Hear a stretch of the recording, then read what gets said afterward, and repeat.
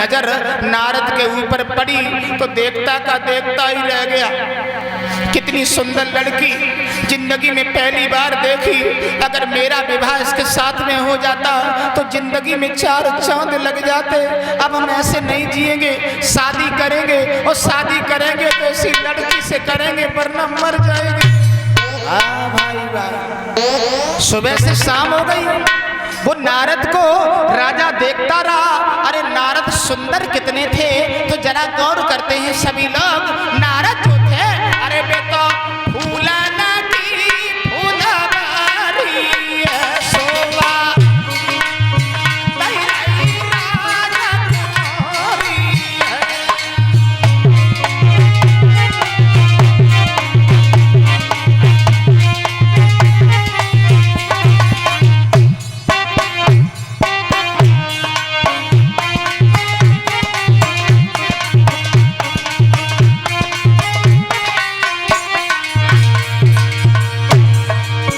सुंदर है नारद। राजा देखता का देखता ही रह गया। सोच रहा है मैं इनके साथ में शादी करूंगा वरना मर जाऊंगा। राजा ने जब हिनियारी है सोई, अरे मन की बात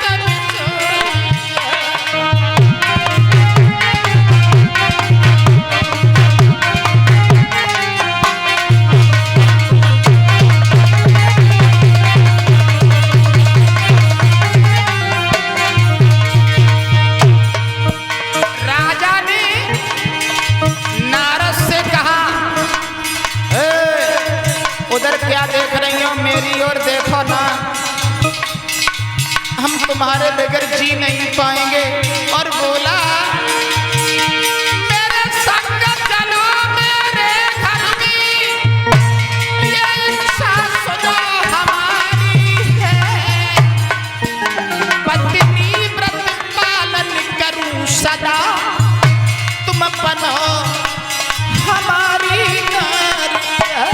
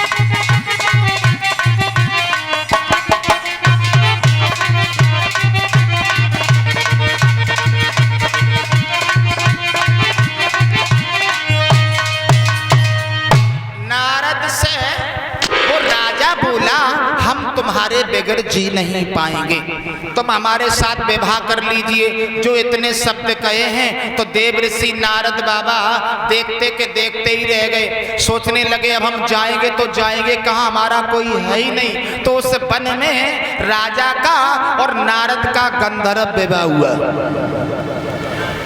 गंधर्व विवाह किसे कहते हैं? वैसे विवाह भी कई तरीके के होते हैं। एक तो होता है गंधर्व विवाह, एक होता है स्वयंवर, एक होता है विवाह, एक होता है ब्याह। इनमें अंतर होता है। गंधर्व विवाह कहते हैं जिसे आजकल कहते हैं लव मैरिज। एक गंधर्व विवाह होता था पहले। और स्वयंवर कहते हैं जो लड़की अपने मन से लड़का को चुने। और विवाह कहते हैं विवाह, जिसकी बाद में बहा बहा हो जाए, विवाह। और ब्याह 20 लाख की शादी करी बाद में हो गई, मिट गए, तो ये ब्याह होता है। तो आजकल विवाह नहीं होते, ब्याह होते। हाँ, सारी जिंदगी कर्ज ही देते देते मर जाओ। कहने को हमारा मतलब जो है, नारद को उस राजा का गंधर्व विवाह होता है। और जब गंधर्व विवाह हुआ तो राजा नारद को लेके अपने धाम को चला गया। परीक्षित जी, भगवान ने नारद की याद तब तक नहीं करी, कब तक कि जितने बच्चा सुवरिया के हते और उतने ही बच्चा नारद के गर्भ से पैदा। 12 लड़का पैदा हुए नारद के उदर से।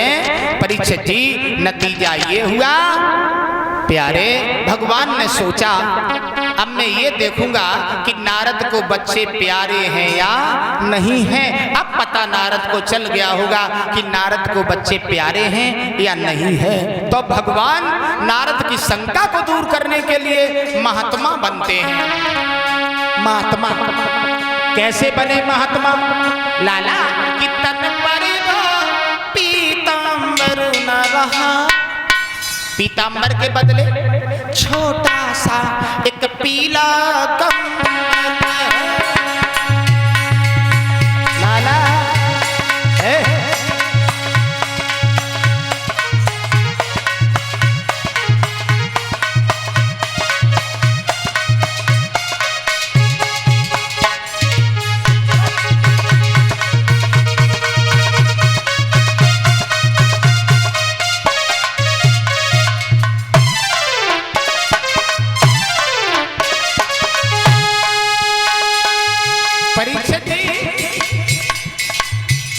भगवान महात्मा बन गए और महात्मा बन करके नारद की शंका को दूर करने के लिए आगे बढ़े हैं।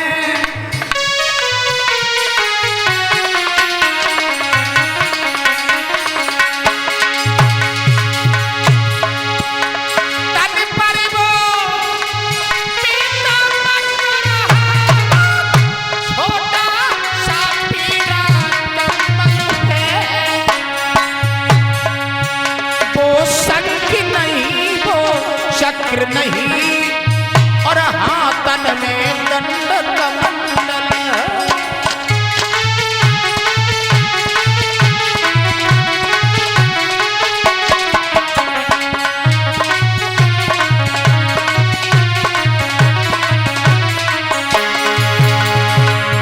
शंख चक्र गदा पद्म के बदले भगवान ने कमंडल उठा लिया। भगवत श्रोताओं, नारद की शंका को दूर करने के लिए भगवान आगे बढ़े।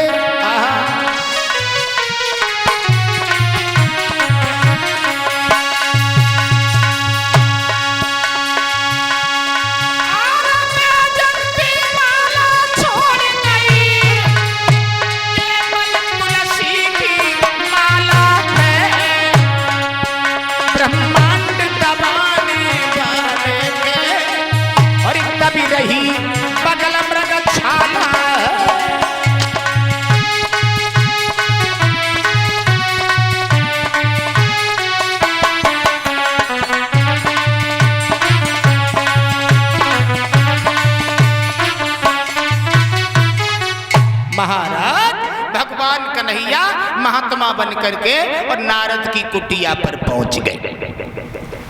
महात्मा बने हैं, भिक्षा मांगने को जब पहुंचे हैं मेरी बहनाओं भाइयों, तो आवाज लगाई भगवान ने, माताम भिक्षाम देहि। तो नारद के कान में आवाज पड़ी, लगता है कोई संत आया है भिक्षा मांगने को और हमारा कर्तव्य है भिक्षा हमें जरूर देनी चाहिए। मैं अपनी बहनाओं से भाइयों से एक गुजारिश करना चाहूंगा, अगर आपके दरवाजे पर कोई साधु संत भिखारी आ जाता है तो उसे कभी विमुख वापस नहीं करना, क्योंकि रहमन बेनर मर चुके जो घर घर मांगन जाएं और उनसे पहले बेमरे जिनके मुंह से निकसे नाई। नाई का शब्द कभी नहीं निकालना चाहिए। कोई पता नहीं है परीक्षित जी, भगवान की अदालत में वकालत नहीं होती और अगर पकड़ गए तो फिर जमानत नहीं होती। कोई पता नहीं है किसका कटोरा कब किसके हाथ में दे दिया जाए, ये किसी को मालूम नहीं है मेरे भाइयों। नारद बाबा भिक्षा लेकर के चले, बच्चा सब पीछे पीछे जा रहे हैं। हाँ, बच्चा कोई घुटुअन सरक रहा है, कोई पैदल भाग रहा है, कोई गोदी में है। भगवान ने बच्चों को देखा तो भगवान बड़े मुस्कुराए, वाह भाई वाह नारद, तुम्हारी तो लीला निराली है। मन ही मन में सोचा। नारद ने आवाज लगाई, महात्मा जी क्या हुआ, लीजिए भिक्षा। ऐसे वैसे साधु नहीं है। क्या कह रहे हो? बिल्कुल सही कह रहा हूँ, इसमें से एक बच्चा मुझे दे दो। नारद बोले क्या पागल हो गए तुम? मतलब क्या ये बच्चा सब हमारे हैं? भगवान बोले तो एक बच्चा मुझे दे दो जो तुम्हें प्यारा ना हो। नारद बोले एक भी नहीं दूंगी, एक भी नहीं दूंगी। भगवान बोले लेके जाऊंगा। नारद बोले एक भी नहीं दूंगी। भगवान बोले लेके जाऊंगा। एक बच्चे को लिया, भाग दिए भगवान। नारद ने बच्चे को छिनाया और कहा हे महात्मा जी मुझे सारे बच्चे बड़े प्यारे हैं। तो भगवान ने माया हटाई, न कोई राज्य है, न कोई बच्चा है, न कोई दरबार है, सब माया का जाल था। आवाज लगाई नारद, भगवान को प्रणाम किया नारद ने। प्रभु नारद शंका दूर हो गई। भगवान ने पूछा तो नारद बोले शंका तो दूर तभी हो गई थी जब एक पैदा हुआ था। जे बढ़िया रहो जो सुअरिया के 12 ही आते, कम होते 50-60 तो सारी जिंदगी तो बच्चन में ही निकल जाती। तासो भगवान मैं कभी तुम्हारी लीलाओं में शंका नहीं करूंगा। तुलसीदास जी कहते हैं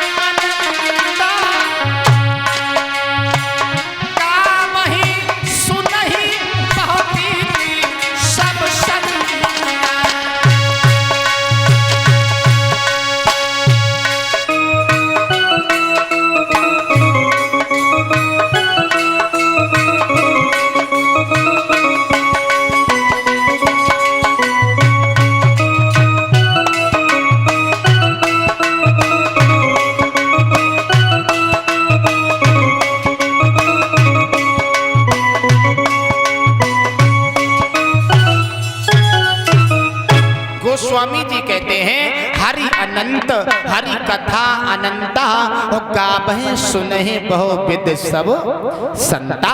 परीक्षित जी भगवान की लीलाएं बड़ी अनंत हैं, तो कभी भी आप लोग भगवान की लीलाओं में शंका नहीं करना। एकाग्र मन लगा करके भगवान की कथाओं को सुनना, प्राणी भवसागर से पार हो जाता है। और ये सत्य है, जो लोग भगवान की कथाएं सुनते हैं परीक्षित जी, वो लोग दुनिया के कलेशों से, दुनिया की विघ्न बाधाओं से, दुनिया की झंझटों से हमेशा दूर रहते हैं।